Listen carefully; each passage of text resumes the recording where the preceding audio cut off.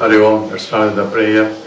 Om Samasta Jana Kalyane Niratam Karunamayam Namomi Chinmayam Devam Sadgurum Brahma Vidvaram Vasudeva Sutam Devam Kamsa Chanura Mardanam Devaki Paramanandam Krishnam Vande Jagadgurum Tvameva Mata Cha Pita Tvameva Tvameva Bandhusya Sakha Tvameva Tvameva Vidya Dravidam Tvameva Tvameva Sarvam Mama Deva Deva Tvameva Sarvam Gurudeva Deva.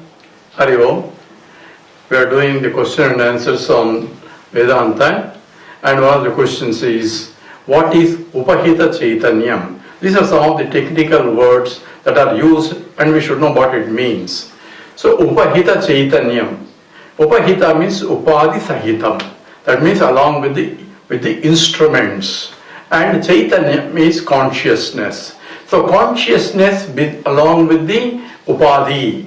Now what is consciousness? Consciousness is Chitta, which is nothing but pure infinite prajnanam. So consciousness according to Vedanta is infinite. So infinite means there are no parts in that also.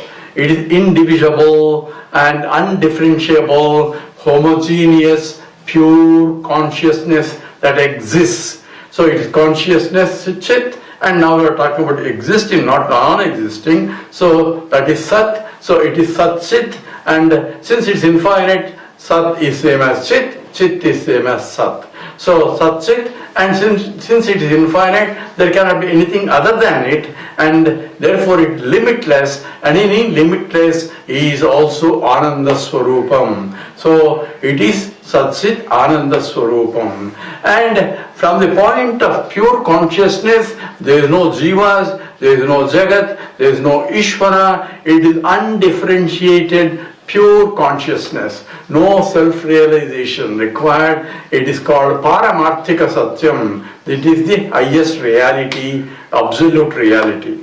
Now, since we are seeing we are a jivas, and this teaching is only for a jiva who thinks he is separate from the pure, the entire universe and the Brahman, to him only teaching. Now, who needs education? It is the local mind of the jiva that has a confusion that I am a local conscious entity. How did mind become a conscious entity? Mind by itself is inert entity, so it is not conscious entity. But it becomes a conscious entity by reflecting the all-pervading light of consciousness that is always there, and in its presence the mind has a capacity, being a subtle body, has a capacity to reflect it, and the reflection makes the mind a conscious entity.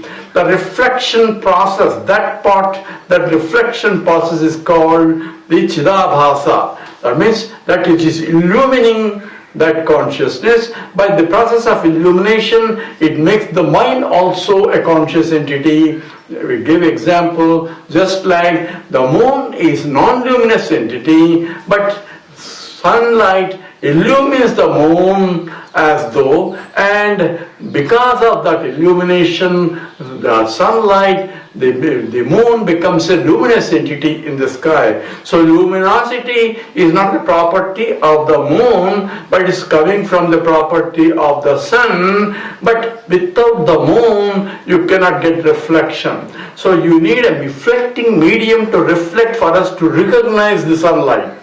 Same way, we need a mind which reflects the pure consciousness, and that reflected consciousness is what is called Upahita Chaitanyam. It is a consciousness, but it is in the Upadi. That's one example to say that it is the Upahita Chaitanyam, and who realizes it is who is the one who is confused. Who is the confused? Not the pure consciousness. It is one without confusions also, and without anything.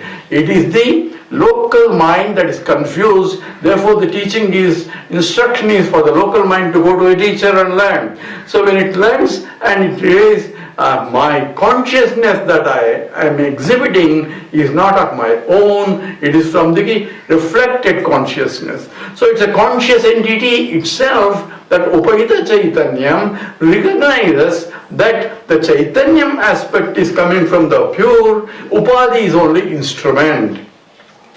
Another example is taking a pot space, and the pot space thinks I am only limited space. Now who thinks not the pot but the space inside the pot, that is called Upahita space. Upahita means Upadhi Sahita Akashaha. So it is essentially the Ghatakashaha. So Ghatakasha means pot space, and pot base is confused that I am only small and the other fellow is a big guy, he has a big space and I am small space, and so on. This is a confusion arising in the pots, and that one has to go to a teacher, learn that space by itself is not limited. You are space occupying in that Upadhi. So Upahita space, Upahita means Upahita Akasha. So that Upahita Akasha, that means the Upadhi Sahita, the pot space has to recognize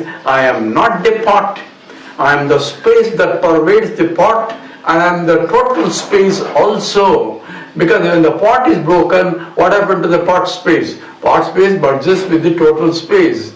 But actually, there is no merging even, because space pervades the pot and the pot walls also. Even the pot walls also in the space only. So we don't have to break. The pot space can recognize we are still living in the pot and experiencing whatever the limitations of the pot. It may be a dirty pot, it may be honey pot, it may be all sorts of pots, but that's only for the related to the upadhis. But space itself is immaculately pure in spite of being in the dirty pot.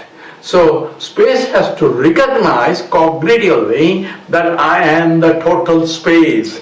So Upahita Chaitanyam is same as Ghatakasha, a pot space, thinking that I am only a limited space, even though there is the limitations of the Upadhi, yet he has to learn using study of Vedanta that it is the total space and no limitations whatsoever, and not only that, it is pure amalam, without any defects of any kind from this being. Once you identify, even though still remaining in the pot, it may remain in the pot as long as pot is there. If pot breaks, then the space becomes one with the total space. Same way, as long as the body, mind, intellect are there, Upadhi Chaitanyam recognition is that I am the total consciousness, even though I am as though enclosed in this body, mind and intellect. That is called Upahita Chaitanya.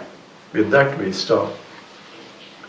Om Purnamada Purnamidam Purnat Purnamudachyate Purnasya Purnamadaya Purnameva Vasishyate. Om Shanti Shanti Shanti. Harihi Om Shri Gurubhyo Namah.